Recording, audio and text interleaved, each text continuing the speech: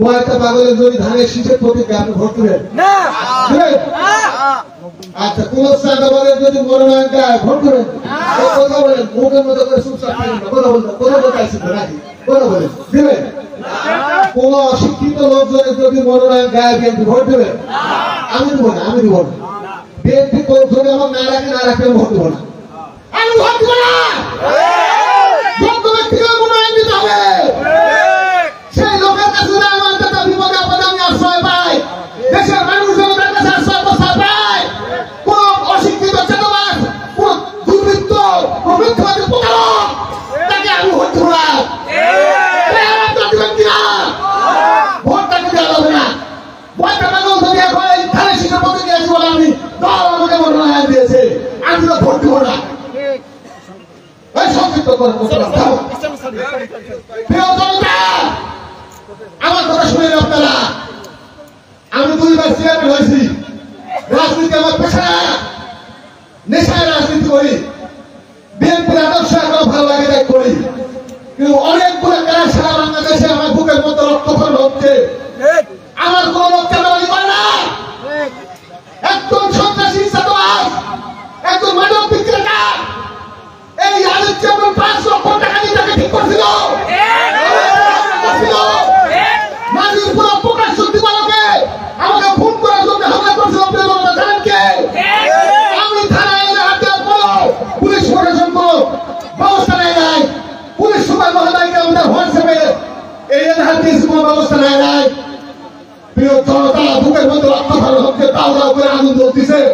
এই আগুনে কখন যে আমি বিস্ফোরণ ঘটাবো আমি নিজেই জানি না। প্রিয় জনতা, কিছুদিন আগে ওই সন্ত্রাসী আমাকে আবার হামলা করতে দেয়, জনগণ যখন তাকে গণপিটুনি দেয়, সেই সেনাবাহিনীর ক্যাম্পে দেয়, আমার নামে আঙুলের চাঁদা চাইছি। প্রিয় জনতা, বুকের মধ্যে রক্তক্ষরণ হয়। গুরুদাসপুরের, আহমদপুরের, প্রায় গ্রামের না হলে একজন লোক কি বলতে পারবে যে প্রিয় মাস্টার বাতার বংশের কেউ চাঁদা চাইছে বলতে পারবেন? এই আদিত চেয়ারম্যান এই সমস্ত কাজ করতেছে। প্রিয় জনতা,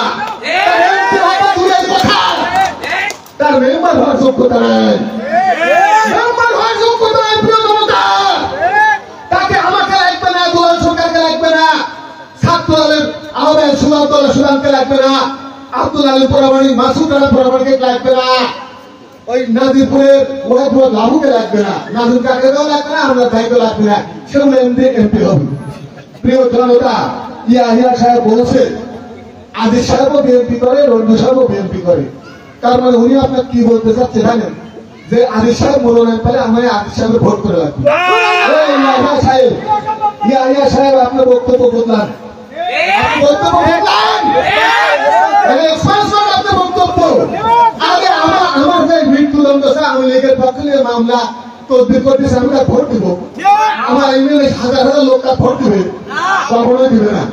প্রিয় জনতা, একটা মানুষ কতটা জঘন্য হতে পারে, কতটা মানে কি বলবো ইতর হতে পারে, কতটা অশিক্ষিত হতে পারে, চাষা হতে পারে, আমি স্তম্ভিত হয়ে যাই। আমার পারিবারিক অবস্থা তো আপনারা জানেন না? আমার পারিবারিক অবস্থা বংশ একটাও নাই, বছর বংশ একটা নাই, তোমার বংশ একটা নাই। তুমি সবার পাশের মধ্যে ঢুকাতে চাও, আর তুমি আমাকে রাস্তায় বসে দিচ্ছ, চাঁদাবাজি করতে চাও, তুমি বিএনপি ধ্বংস করতে চাও। এই আমি কেন্দ্রীয় নেতাদেরকে বলতে চাই, তদন্ত করে ভালো মানুষের হাতে ধানের শীষের মনোনয়ন দেন। এই সিটে পাস হবে না, পাস হবে না, পাস হবে না। আবার ম্যাট্রিক পাস। আচ্ছা, ম্যাট্রিক পাস। আচ্ছা, আমি আপনাদেরকে একটা কথা বলি, লেখাপড়া জানে যদি লেখাপড়ার দরকার যদি না হতো, আমার বাপ মা আমাকে রাজশাহী বিশ্ববিদ্যালয় থেকে এবার পাস করাতো না।